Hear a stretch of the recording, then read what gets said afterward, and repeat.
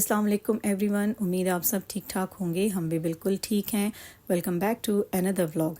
आज का व्लॉग बहुत ही मज़े का है। अपनी लाइफ के बहुत ही इजी एंड सिंपल से रूल्स आप लोगों से डिस्कस करूंगी कि मैं अपनी लाइफ में ये रूल्स फॉलो करके अपनी होम मेकिंग को कैसे ईजी एंड रिलैक्स्ड रखती हूँ। सबसे पहले रूल जो मेरे लिए बहुत ज़्यादा इम्पॉर्टेंट है वो है बच्चों का स्कूल से घर आने के बाद अपने लंच बॉक्सेस को बैग से निकाल देना और बॉटल्स को किचन तक पहुंचा देना।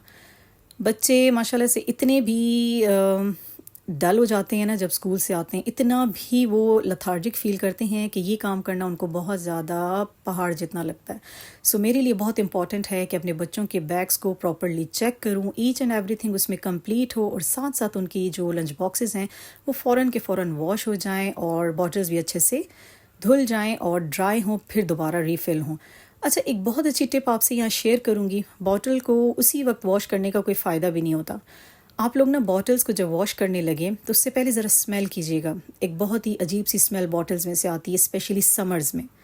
तो ऐसा इस वजह से होता है कि हर चीज़ पानी जब किसी भी चीज़ में रुकता है ना तो वो एक अजीब सी स्मेल छोड़ देता है। तो इस स्मेल को हटाने के लिए मैं बॉटल्स में थोड़ा सा नमक ऐड करती हूँ।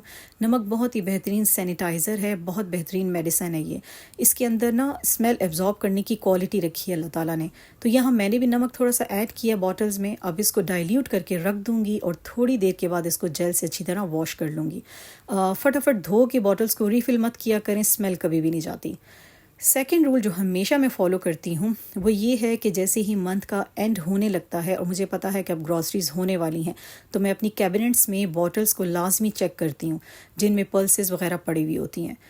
जो बॉटल ख़ाली हो जाती है ना उसको साथ साथ मैं वॉश करके ड्राई करती जाती हूँ ताकि बॉटल्स नीट क्लीन रहें और जब नई इसमें ग्रॉसरी डलेगी तो कोई प्रॉब्लम ना आए। और जब ग्रॉसरीज़ करके आप आते हैं तो ऑन द स्पॉट आप इतना सारा काम फिर नहीं कर सकते। इसलिए अपने आप को रिलैक्स रखने के लिए ज़रूरी है कि जो बॉटल्स ब्लैंक होती जाती हैं उनको उसी वक्त वॉश कर लें और अच्छे से ड्राई करके वापस रख दें ताकि जब उनमें नए आइटम्स डलेंगे तो कोई प्रॉब्लम ना हो और आपका टाइम भी वेस्ट ना हो। रूल नंबर 3 जो मैं फॉलो करती हूँ वो रूल नंबर 2 से ही रिलेटेड है। आपने देखा होगा कि जब हम नेक्स्ट ग्रॉसरीज करते हैं ना तो लास्ट ग्रॉसरी की थोड़ी थोड़ी दालें, लोबिया और राइस वगैरह सब बच जाते हैं। तो इतना थोड़ा वो आइटम होता है कि उसको पकाने का फ़ायदा भी नहीं होता सिंगल सिंगल। तो मैं क्या करती हूँ, तमाम दालों को बराबर क्वांटिटी में लेके ना जो जितनी बची हुई होती है उसको मैं मेजर लाजमी करती हूँ और उनको एक बॉटल में मैं सेव कर लेती हूँ। ऐसा क्यों करती हूँ आप लोग समझ गए होंगे, क्योंकि इससे मैं बाद में दलीम बनाती हूँ। जो बॉटल्स खाली हो जाती हैं वो साफ़ सुथरी हो जाती हैं और जो सारी पल्सेस वगैरह थोड़ी थोड़ी बच जाती हैं वो नेक्स्ट आइटम यानी कि हमारी फेवरेट आइटम दलीम के लिए सेफ़ हो जाती हैं। तो यहाँ इस बॉटल में मैंने वो तमाम आइटम सेव कर लिए थे। तो अब हो गया था 15 to 20 मिनट्स हो गए थे। इन बॉटल्स को अच्छी तरह मुझे वॉश करना था। तमाम स्मेल इसमें से निकल चुकी थी। नमक वाला पानी मैंने फेंक दिया था। अब थोड़ा सा जेल डाला है मैंने बॉटल्स में और अच्छी तरह इस ब्रश से मैं बेस से लेकर साइड्स, बाहर इनकी जो बॉटल की बाहर का एरिया है सब अच्छे से क्लीन कर लूँगी। तो बॉटल्स क्लीन हो जाएं, लंच बॉक्सेस प्रॉपरली क्लीन हों, बहुत बहुत आप रिलैक्स रहते हैं बजाय इसके कि मॉर्निंग में हसल बसल के टाइम पे आप बॉटल्स भी धो रहे हैं, उनको फिल भी कर रहे हैं तो बहुत मुश्किल हो जाता है। अच्छा, मैं इनको कैप लगा के नहीं रखूँगी, मैं इनको ग्लास स्टैंड पे उल्टा करके रख दूँगी ताकि तमाम पानी इसमें से निकल जाए और ये अच्छे से ड्राई हो जाए। हर घर में शॉपर्स जहाँ बहुत ज़्यादा आपको एडवांटेज देते हैं, वह बहुत ज़्यादा उलझन भी होती है जब कहीं वो इकट्ठे एक गठड़ी की शेप में पड़े होते हैं, कहीं पे हैंग हुए हुए होते हैं। तो आज इनका बड़ा बेहतरीन सोल्यूशन मैं आपको बताने वाली हूँ कि मैं इन शॉपर्स को कैसे असेंबल करके रखती हूँ।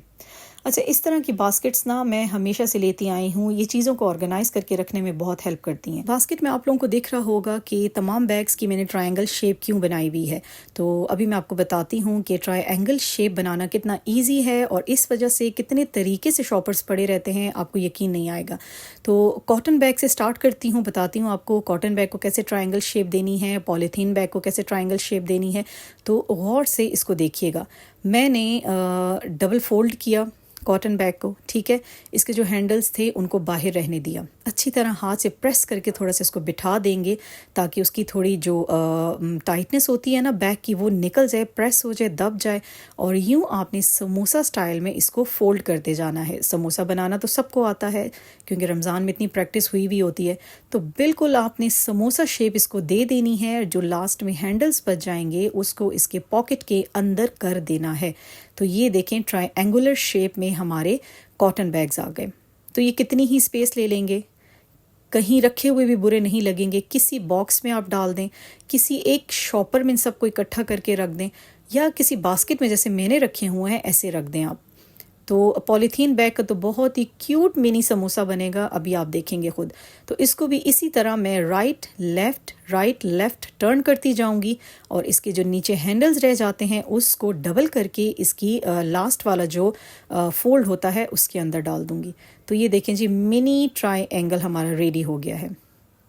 जहाँ बिखरे रहते हैं शॉपर्स तो अच्छा नहीं है कि हम ऐसी शेप दे के उनको एक बास्केट में असेंबल कर दें। तो यहाँ हर टाइप का मेरे पास बैग पड़ा हुआ है। पॉलीथीन बैग्स भी हैं जो ग्रॉसरी में यूज़ होते हैं, कॉटन बैग्स जो ग्रॉसरी में यूज़ होते हैं, पॉलीथीन वाले भी हैं, और वो जो स्ट्रॉन्ग प्लास्टिक बैग्स होते हैं वो भी हैं। तो ये मुझे बहुत ही इजी और बहुत ही यूज़फुल लगा अपने लिए भी, और तो सोचा आप लोगों से भी शेयर करूँ। ज़रूर इस टिप को ट्राई कीजिएगा और देखिएगा आप कितने रिलैक्स हो जाएंगे। चैनल पे न्यू है तो चैनल को ज़रूर लाइक, सब्सक्राइब एंड शेयर कीजिएगा। ओके जी, अब बात कर लेते हैं रूल नंबर 6 जिसको मैं बहुत स्ट्रांगली फॉलो करती हूँ, और वो है जी मसालों की सही से डिवीज़न करना, सही से उनको बॉक्सेस में रखना, और ऐसे बॉक्सेस लेना जिससे आप बहुत कन्वीनियंट फ़ील करें। आपको किचन में आते हुए टेंशन ना हो कि कौन सी चीज़ कहाँ पड़ी है, मैं किस बॉटल में डाल के भूल गई हूँ। बेशक आप उनके ऊपर स्टिकर्स ना लगाएं, बेशक आपके पास शीशे की ट्रांसपेरेंट बॉटल्स ना हो। ये छोटा सा जार सेट आप मेरा देख रहे हैं, छोटे छोटे शीशे के जार्स हैं ये। इसमें वो तमाम सीड्स हैं जो हम लोग अर्ली मॉर्निंग लेते हैं। मैं लेती हूँ, मेरे हस्बैंड ले लेते हैं, मेरी बेटियाँ लेती हैं। उनको पता है कि मम्मा ने black seeds, fenugreek seeds, flax seeds कहाँ रखे हुए हैं। तो वो सारे उन शीशे के जार्स में होते हैं, हर एक के लिए लेना आसान है। और ये छोटा सा जो रैक है ना, ये मेरे गरम मसाले के बॉक्सेस हैं सारे। मुझे जितना गरम मसाला चाहिए होता है एग्जैक्टली इतनी ही क्वांटिटी इन बॉक्सेस में आती है। तो इस तरह मैंने अपने तमाम मसालों को अरेंज करके रखा हुआ है।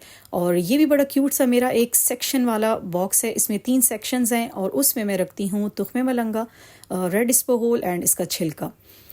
तो बात ये है ना कि किचन में जब मैं नहीं भी हूँ, मैं कहीं गई हुई हूँ, मैं अवेलेबल नहीं हूँ अपने बच्चों को, तो उनको पता होना चाहिए कि मम्मा ने कौन सी चीज़ कहाँ रखी है और किस बॉक्स में है, उनको ढूंढने की ज़्यादा ज़रूरत ना पड़े। तो ये बहुत ज़रूरी होता है।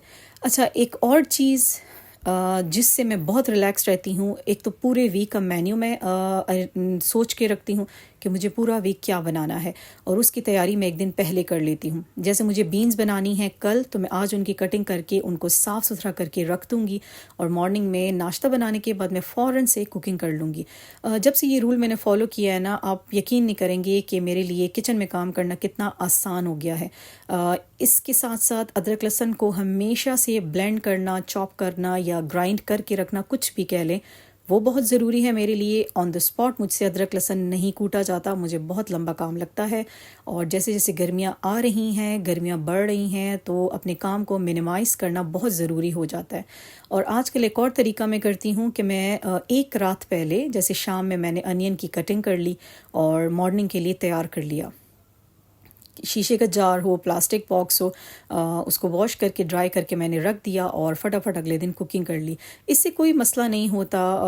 मतलब 3-4 दिन का मत काट के रखें, डेली का डेली काट के एक दिन पहले रख लें और नेक्स्ट डे आप अपनी आराम से कुकिंग करें, इसमें कोई प्रॉब्लम नहीं है। बिल्कुल लास्ट बट बहुत बहुत इम्पॉर्टेंट रूल कि अपनी हेल्थ का बहुत ज़्यादा ख्याल रखें। आप फिट हैं, आपका इम्यून स्ट्रॉन्ग है, आप हेल्दी हैं, तो आपका घर भी उसी तरह स्ट्रॉन्ग रहेगा, हेल्दी रहेगा, और बहुत ही अच्छी वाइब्स आएंगी सबको।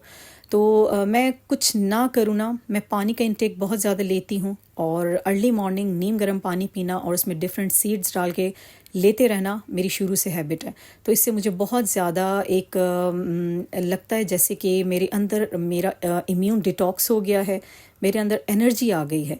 तो ये जो जार सेट है मैंने इसी पर्पस के लिए रखा हुआ है कि मुझे जो चीज़ चाहिए बिल्कुल करीब ही रहे, मुझे टेंशन ना हो उसको ढूंढने की।